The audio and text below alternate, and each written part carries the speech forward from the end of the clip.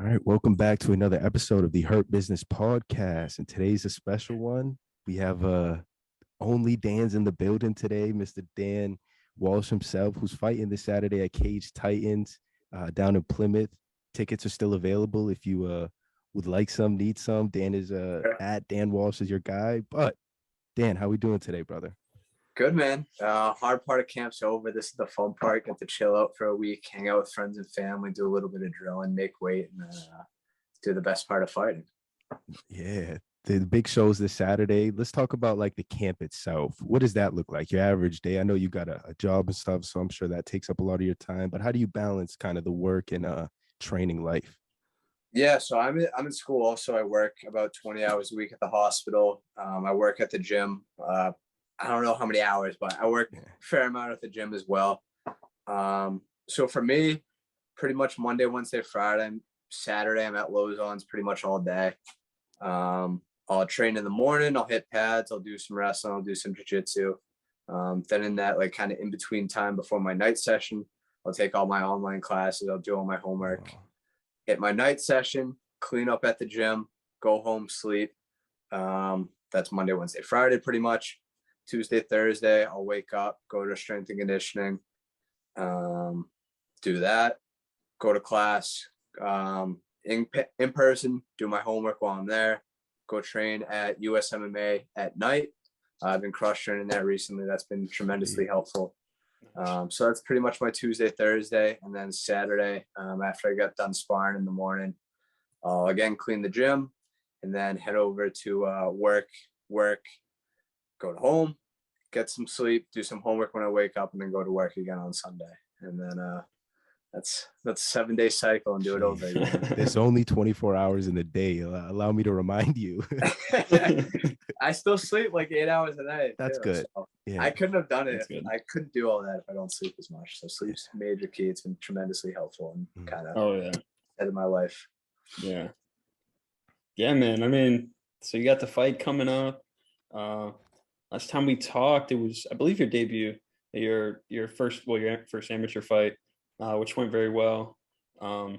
So what do you think, like, since then, like, what are some things that, because I know we kind of talked about some things that you were improving on. What do you think, like, from then until now? Like, what do you think, like, you're, like, really, like, what's the word I'm looking for? Like, I guess, like, what do you think the greatest asset in your skill set right now? Do you think you've sort of improved on since then? Don't give him the ace of spades, Dan. Don't give it to him. Oh, that's true. You don't got to give me all the sauce.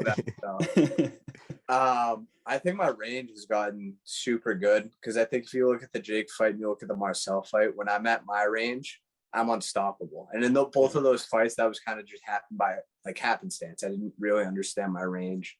Yeah. Once I closed my range or I let them get closer, that's when I'm getting hit.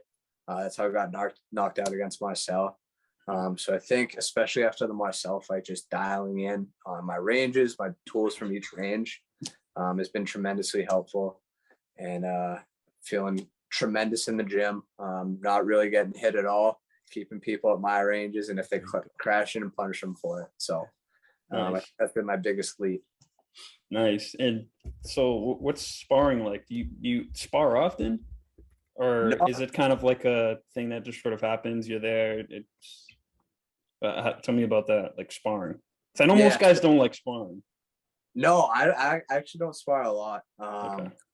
So like if I'm out of camp, I'm really not sparring. Like Lozon on Saturdays, that's like our heavy spar day. We'll have guys come over from pretty much all over New England, come over to spar.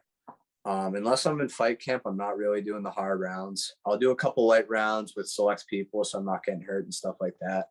I'm doing tech sparring at USMMA. I'm doing tech sparring at the Lozon's as well. But once it comes camp, like 6-8 weeks out, that's when I put on the big gloves and go to work on Saturday morning. Just keep the cardio, make sure I'm returning and stuff like that. Nice. But I don't think you have to get beat up 52 weeks a year to be ready for a fight. Right. We're only fighting 2-3 times a year, so exactly peak for that. Yeah, and you kind of look at like a lot of professional fighters too. Like Max Holloway kind of comes to my mind there. That guy doesn't even spar at all. and like look how successful that guy is. But sure. yeah, but like what sort of things do you kind of do in sparring? Like do you look to like, I know you said you've been working on the range, you kind of like where your range is at. Like what are sort of things that you sort of do in sparring? Is it like strategic, or is it sort of like, just full on out, No, everything? I'm more of a strategic guy. Gotcha. I like pick up on drill stuff, and I try to, like, if I'm drilling something during the week, that's what I'll try to do in sparring. Mm-hmm. And that's like, especially when it comes to camp, like we're drilling stuff throughout the week to make that sparring better, to ultimately make that fight better. Okay. So I don't like to stand and bang. Again, I don't think it really helps you improve. It might make you tough, but I don't really think tough's necessarily a compliment in this sport. Absolutely. Yeah. Absolutely. Some guys think it's a cool compliment, but I'd rather be a skillful fighter than a tough fighter any day of the week. Absolutely. Amen. And let's talk about your opponent this Saturday. John Lee, 1-1 amateur record. You kind of told us before hopping on here a little bit about the weight situation. I kind of want to give you the floor to say what you got to say. What do you think? For sure. I mean, we agreed to fight at 145 pounds. I was more than capable of making 145 pounds. He said he couldn't. And I mean, this was a couple weeks before the fight was supposed to happen. So I'm already selling tickets. I'm already making people aware. So we're going to keep the fight. I'm a big 45er, so 4 extra pounds is going to scare me. Yeah. People would think it's 5 pounds, but at 45, you got an extra pound allowance. At 150, it's just straight on. So 4 extra pounds isn't going to be scared me. I'm strong. I'm fast. I'm going to be there, and he's going to feel all 150 pounds of me. That's what it is. Yeah.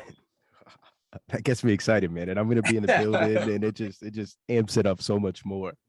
Yeah. That's interesting, because most guys they'll make the weight and then they'll just drop it back down. So you'll keep the weight. Yeah. I make weight. I make weight pretty well. I feel good and feel strong in the cage anyway. So nice. I'll be more than ready to fight 150 pounds. Let's go. Yeah, we're excited to see it, man. We're so excited. Hell yeah, let's go. And this is kind of has nothing to do with your fight on Saturday, but it's an interesting perspective. I seen a clip a few weeks ago with Chris Curtis, famous UFC fighter, and somebody came in the gym mouthing off, talking a whole bunch of mess, and they got rounds in, and he kind of shared a lesson, taught him something that day. Has that ever happened to you, or have you ever seen that in the gym? I don't think I've personally witnessed it. Like, I've heard stories like back in the day where people would come in, but no, I've never personally witnessed it. I think, especially now with how big the sport is, I think a lot of people are like, the population's more educated as to like how badly people can beat you up. So I haven't seen it. I wouldn't be surprised if I perhaps see it, but no, I've not seen it. Yeah, it's an important lesson for all the trolls. Like, you do not want to remotely even get into any sort of altercation with anybody who's trained and practices MMA. Right it up. Right. Yeah. So I guess kind of reverting back to Saturday and your opponent. So like, what sort of things are you expecting to see Saturday? Kind of walk us through like what you expect to see. We obviously know that Dan's going in there to kill. We know that's the game plan. But sort of walk us through like what do you expect out of your opponent, and what do you expect from the fight itself? Yeah, he's a tough kid. He faced a really good wrestler in his last fight. He showed really good wrestling defense, really good guillotines, hits with power. But I think I'm gonna be quicker than him. I think I'm gonna be longer than him. I think I'm gonna hit just as hard as he hits. So you're gonna be in there. It's gonna be a war. It's gonna be a fun fight, and I'm expecting nothing less than get my hand raised. Nice. Yeah, well, I mean, everybody's in for a show on Saturday. I mean, am I wrong? Dude, I've been selling crazy amounts of tickets. Normally all my friends take the balconies, but I've sold a ton of mezzanine tickets. So it's gonna be a show. I have a bunch of people in the front row. I have a bunch of people on the floor.